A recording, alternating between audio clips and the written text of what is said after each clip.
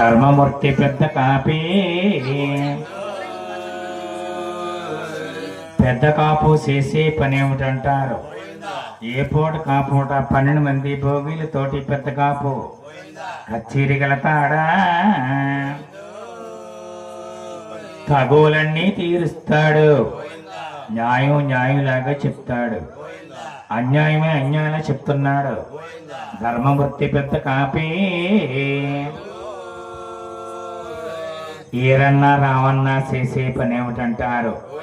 కోడికోతాల శవం లేసుకుని అన్నదమ్ములిద్దరూ కూడానే పాలకావుళ్ళు భుజాన్ని వేసుకుని పొలంలోకి వెళ్తారా? వారు ఆదాయం పండిస్తారు. అన్నగారికి వదిన గారికి ఆదాయం అప్పచెప్తున్నారు. పెద్ద కాపు ధర్మానికి న్యాయానికి కొమ్మలూరు గ్రామంలో ఉన్నట్టండి. ఇప్పుడు మళ్ళీ కాలువలు లేవండి, ఇప్పుడు లేవండి అక్కడ కాలువలు. ఆకాశ మార్గాన్ని వర్షాలు కురిసియట, నెలకు 3 వర్షాలు కురిసియమ్మ. సంవత్సరానికి 3 పంటలు పండుతున్నాయి. కొమ్మలూరులో ఉన్న వారందరికీ కూడా అన్న వస్త్రానికే కరువు లేదమ్మా. కొమ్మలూరు గ్రామం అంతా కూడా సస్యశ్యామలుగా చల్లగా ఉంటుందమ్మా. అలాగే జరుగుతూ వచ్చిందమ్మా.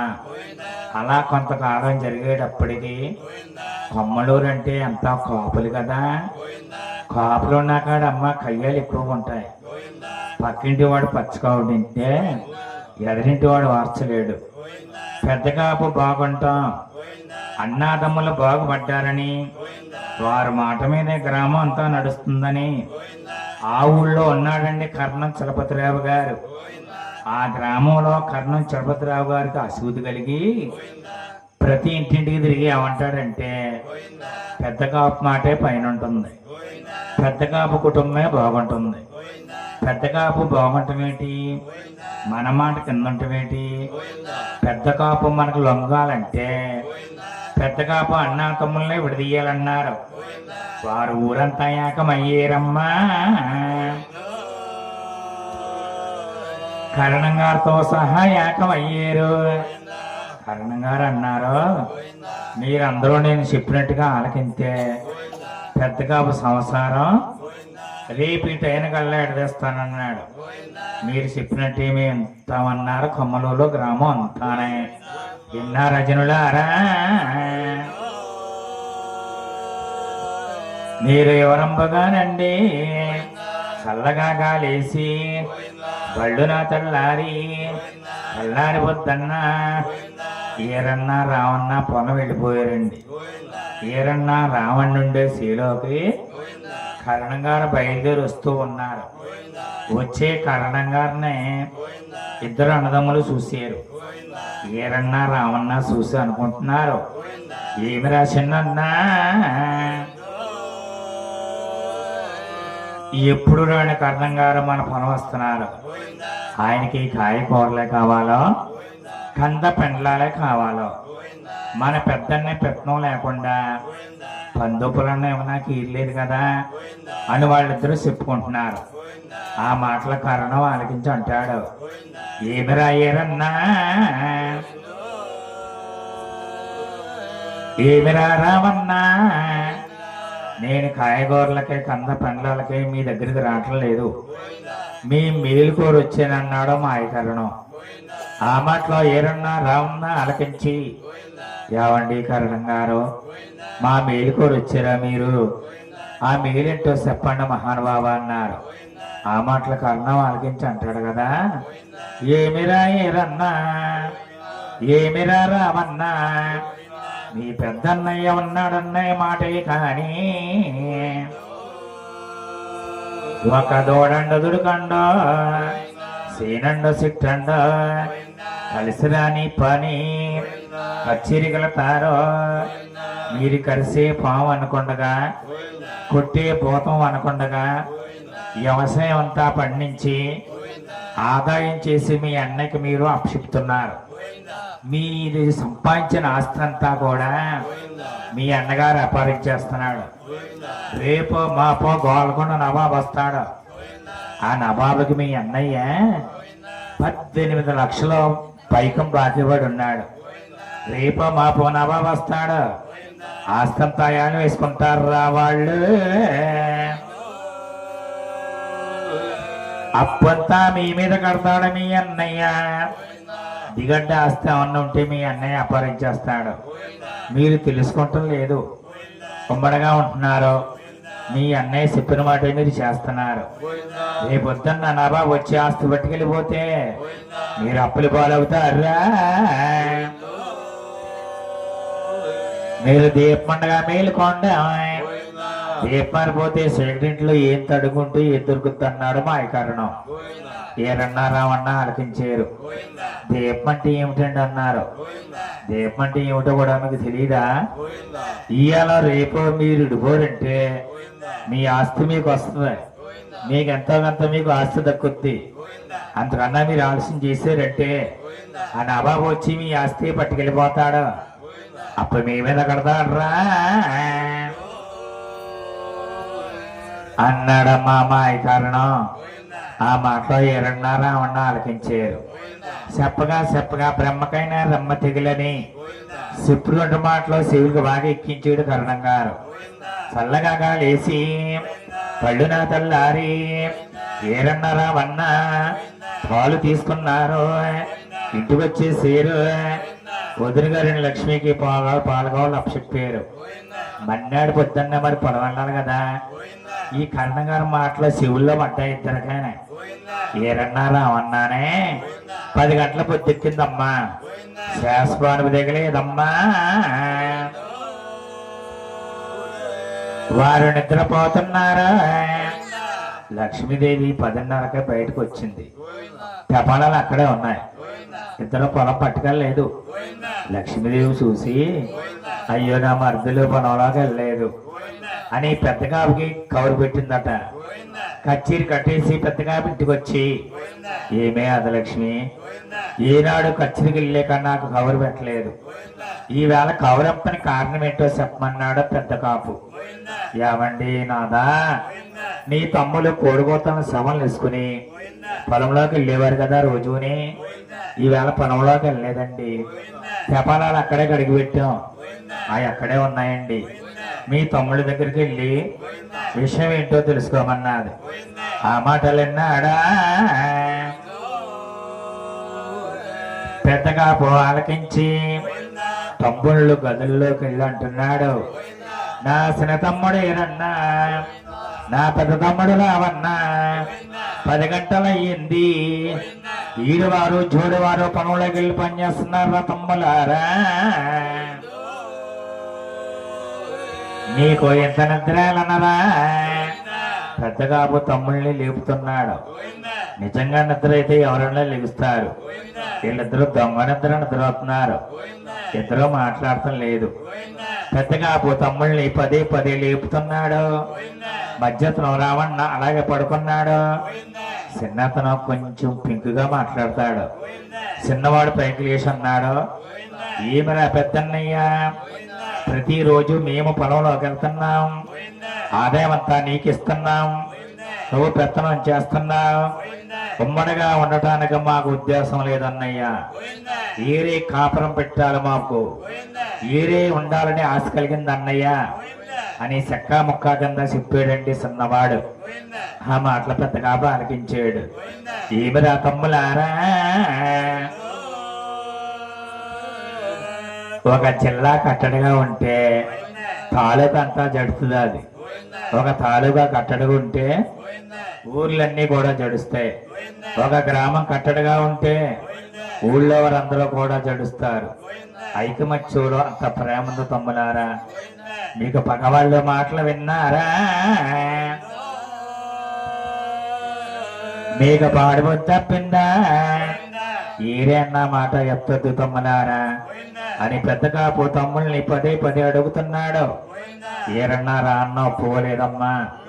అన్నయ్య ఇప్పుడు దాకా కలిసి మలిసి కట్టడిగా వెళ్ళింది. ఇప్పటి నుంచి మాకు అదేమీ కుదరదు. మేము ఏరే కాపురం అంటాం. మా ఆస్తులు మాకు పంచేయమన్నారు. ఆ మాటలు పెద్దగా ఆలకించారు. ఏమరా తమ్ములారా, 1000 ఏళ్ల కన్నా ఏరే తప్పదో, 100 ఏళ్ల కన్నా సవ తప్పదో. నేనే వాటా నేస్తాను, మీరే తీసుకోండి అని వారి పొలంలోకి వెళ్ళి రమ్మా.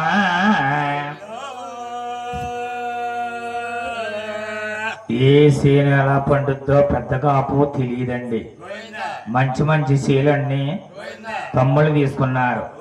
పెద్ద కాపు కాటాకే ఈశ్వరుని చేనొచ్చిందంటే ఉప్పు బండి సౌడదంప పల్లేరు గాలి గరువంట ఉమ్మెత్తే తమ్మవుతుంది.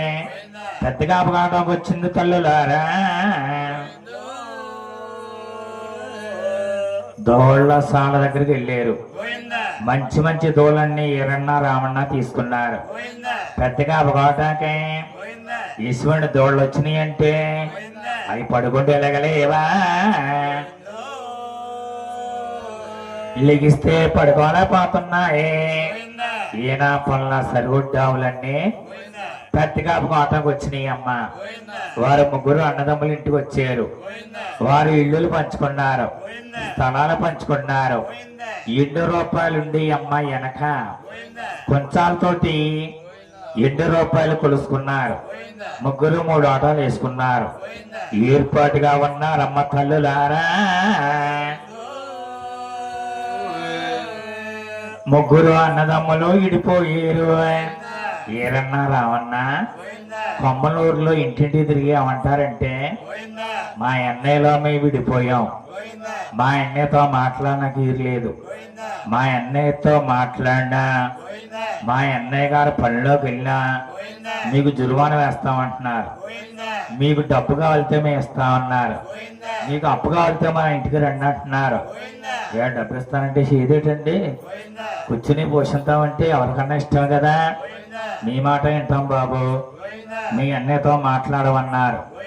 ఊరంతా ఊటైపోయారమ్మా. పెద్దగా కుటుంబాన్ని ఇరుసు చేసేరు. ఇన్నారజనులారా. అలాగా కొంతకాలం జరిగింది. లక్ష్మీదేవితో అంటున్నాడు పెద్ద కాపు, ఏమే లక్ష్మి, నేను పంచులపేటలోకి వెళ్తాను, నేను పాలేరుని పెడతాను, మా ఆవులు ఇప్పింతాను మేపింతాను అంటున్నాడు పెద్ద కాపు. ఆ మాటలో లక్ష్మి ఆలకించింది. యావండి ప్రాణేశ్వర, మనంతో ఎవరో మాట్లాడటం లేదు, మనం పిలిస్తే మన ఊర్లో ఎవరో పలకటం లేదు, ఏ దిక్కు లేకపోతే దేవుడే సాయవండి. 7 కొండల వారు మంగాదే ఉన్నారు కదా, మన కొలిసే దైవమే కదా, వారిని ఏడుకొందామన్నా లక్ష్మీదేవా. వారిద్దరూ తలారా స్నానం చేసి పూజా గదిలోకి వెళ్ళి పుష్పాలతో దేవుణ్ణి పూజ చేసి, లక్ష్మీదేవి పెద్ద కాపాడు కన్న తండ్రి, ఊళ్ళో నా రైతులు నా తమ్ములు నా మీద కాని కట్టడ కట్టారండి, మాతో ఎవరో మాట్లాడతలేదు బాబయ్య, నా ఆవుల్ని మేపించిన, నా వ్యవసాయం పండించిన నీదే భారం 7 కొండల తండ్రి. ఆ మాటలో 7 కొండల స్వామి ఆలకించాడు. ఓహో, నన్ను నమ్మన్నా పెద్దగాపే, నన్ను బాధ్యత అప్పచెప్పారు. భక్తులకి భగవంతుడు ఎప్పుడు కూడా లొంగే ఉంటారండి. వెంకన్న బాబు ఆలకించి దేవతలకే కౌరు పంపారు. ఏమయ్యా దేవన దేవతల్లారా, పెద్దగా సేను చూసారా, ఆ సేను పండించే బాధ్యత మీద అన్నాడు 7 కొండల వారు. 7 కొండలు చెప్పిన ప్రకారంగా దేవతలు వచ్చారమ్మా. పెద్దగా సేనంతా తిరగ దున్నేసి నాగళ్ళేసి శుభ్రంగా దున్నేసి దేవతలు విత్తనాలు జల్లి మాయమైపోయారమ్మా. ఆ విత్తనాలు మళ్ళాలంటే వర్షం కావాలి. 7 కొండల స్వామి మేఘాలు మాతంగా రాజుకి చెప్పారట, పెద్దగా సేలోనే వర్షం కురాలి, పక్క రైతు సంపూడ తన్నాకి ఈర్లేదన్నాడు 7 కొండల వారు. ఆ మాటలో వాందేవుడు ఆలకించి పెద్దగా సేను నిబ్బరంగా గుడిగంత మేఘం బట్టి ఏను తొండి వంపు వర్షం కురిసిందండి. పక్క రైతులు సంపూడ తనలేదట. ఆ తడిసిన చీరను ఊరికనే పోతుందా, అక్కడక్కడ మక్కేరు పడ్డాదే, కొబ్బరి మట్టులాగా కుదిరేరు పడ్డాదే, మూల పొడుగని నేసి చాండ పొడుగురలు లేసి పెద్ద కాపు సీను చింతపండు వండలాగా పండి ఉరుగుందమ్మ కన్న తల్లులారా దేవతలమ్మ పెద్ద కాపు ఆవులు నిప్పుతున్నాయి, పెద్ద కాపు శీలను మేపుతున్నాయి, ఈగిరి అంతే డొట్టి పెట్టేస్తున్నాయి. దేవతలు ఆ యొక్క గోవుల్ని మేపుతుంటే పైనుండి వెంకన్న బాబు పరీక్ష చేస్తుంటే వారం వెళ్ళి రెండో వారం రాబోదప్పటికి పెద్ద కాపు దోళ్ళు ఎలాగున్నాయంటే అవి కరిమాప్రాలు తిరిగి అవి కారుబలిసు అని పెద్ద కాపు సీను పండు ఒరుగున్నది. పెద్ద కాపు సీను పండిపోయిందమ్మా. పెద్ద కాపు సీను ఇప్పుడైతే పండిందా ఊళ్ళో ఉన్న రైతులకి పెద్ద కాపు సీను పండేటప్పటికి 6 మాసాలు జరిగేటప్పటికి కొమ్మలూరు గ్రామం ఎలా తయారైందంటే పిట్టుల్లో డబ్బంతా అయిపోయింది, జాతుల్లో ధాన్యం అంతా అయిపోయింది, వర్షాలు గుర్తు మానేసినాయి, పంటలు పండుతూ మానేసినాయి. కొమ్మలూరు గ్రామం ఎలా తయారైందంటే అన్న వస్త్రానికే కరువయ్యిందో కొమ్మలూరు గ్రామం. ఇదంతా 7 కొండల వారు చేసిన మాయ. అలాగా కొంతకాలం జరిగేటప్పటికి 7 కొండల మంగాదేవి ఆలోచించుకున్నారు. ఏమేమి మంగా అన్నాడు, యావండి ప్రేణేశ్వర అన్నది, మన కొమ్మలూరు గ్రామం వెళ్ళాలి. ఇలా వెళ్ళేవనుకో అందరూ దేవుళ్ళనే దండం పెడతారు.